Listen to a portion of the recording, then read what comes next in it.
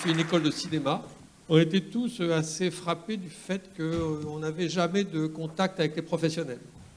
Et donc on avait dit à la direction, ce serait bien quand même d'essayer de rencontrer des cinéastes qui viendraient nous parler de notre futur métier.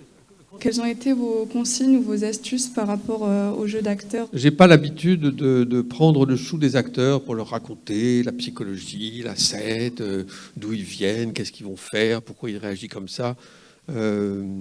Parce que je pars du principe que les acteurs sont des personnes intelligentes et que si elles le sont, et que intelligentes et sensibles, et que si un scénario est bien écrit, un acteur a forcément compris quel est le sens de la scène, quelle est l'humeur qui doit être la sienne.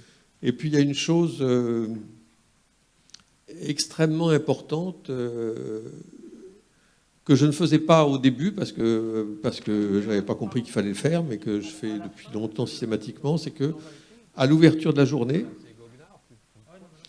je fais une mise en place complète de la scène qu'on va filmer aujourd'hui avec les comédiens. Et puis une fois qu'on est tous bien d'accord, les comédiens et moi, sur comment on va jouer la scène, quelle va être l'humeur de la scène, quel va être son rythme, et là je parle que de jeu de comédiens évidemment.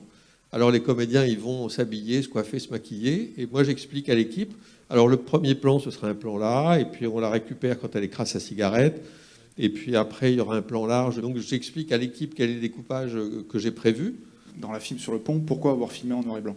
Je me méfiais de l'univers du musical, qui est un univers très coloré, avec des spots de couleurs, des costumes de couleurs. Enfin, j'avais peur, je craignais qu'il y ait trop de couleurs dans ce film, et que le trop de couleurs nous détourne de l'intérêt principal, qui était mon intérêt, qui était les personnages.